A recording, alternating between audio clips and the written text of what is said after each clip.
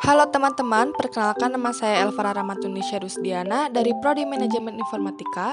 Di sini saya akan menjelaskan mengenai sistem informasi, organisasi, dan strategi. Sistem informasi dan organisasi itu saling mempengaruhi satu sama lain. Sistem informasi dibangun oleh manajer untuk melayani kepentingan perusahaan bisnis.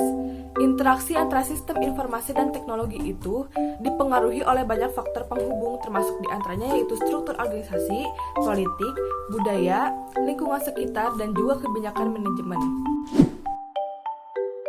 Definisi organisasi itu sangat luas, di antaranya yaitu ada definisi secara teknis, definisi secara keperilakuan, dan juga ada definisi secara perilaku.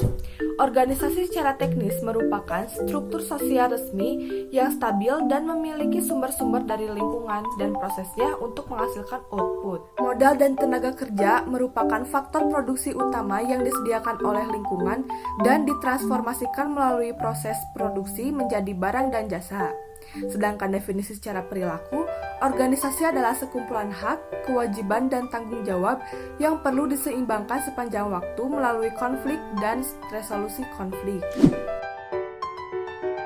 Terdapat 6 poin karakteristik umum organisasi seperti pembagian tenaga kerja harus jelas, keputusan bersifat netral, posisi jabatan berdasarkan kualifikasi teknis dan profesionalitas, dan lain sebagainya.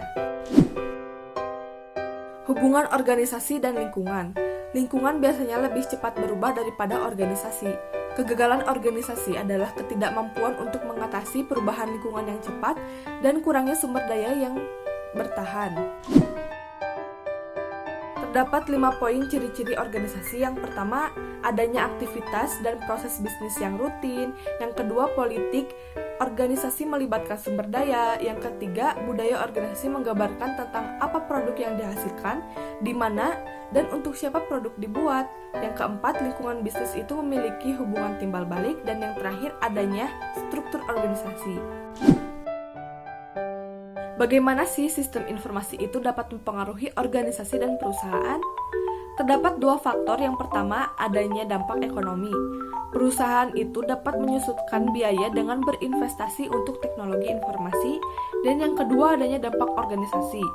Hal yang sangat mendasari organisasi besar dan organisasi birokrasi itu yang dikembangkan sebelum adanya komputer itu tidak efisien, lambat untuk perubahan, dan kurang kompetitif dibandingkan teknologi informasi yang baru.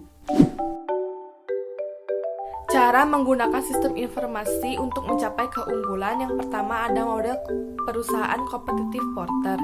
Model ini memberikan pandangan umum dari perusahaan, pesaingnya, dan juga lingkungan perusahaan.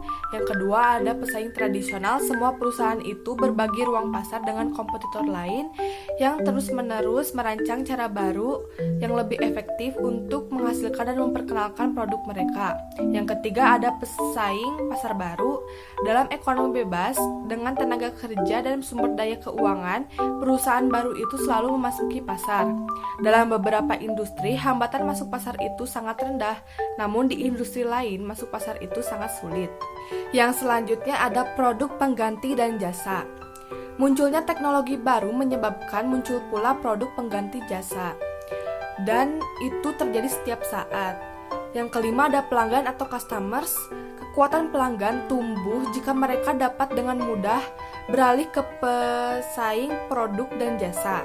Sebuah perusahaan yang profitable itu tergantung dalam kemampuannya untuk menarik dan mempertahankan customers. Yang keenam, ada supplier atau pemasok.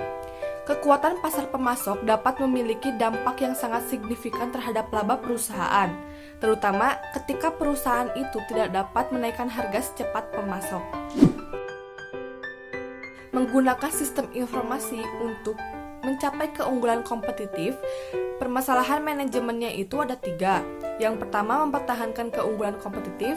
Yang kedua, menyelaraskan dengan tujuan bisnis. Dan yang terakhir, ada mengelola transisi strategis. Terdapat banyak poin penting dalam strategi sistem informasi untuk menghadapi persaingan kompetitif. Salah satunya adalah kebijakan biaya rendah, fokus pada pasar tertentu, bersinergi, strategi berbasis jaringan, dan memperkuat hubungan dengan pemasok dan pelanggan. Itulah penjelasan sistem informasi, organisasi, dan strategi. Mudah-mudahan penjelasan yang saya sampaikan bermanfaat bagi kita semua. Terima kasih. Wassalamualaikum warahmatullahi wabarakatuh.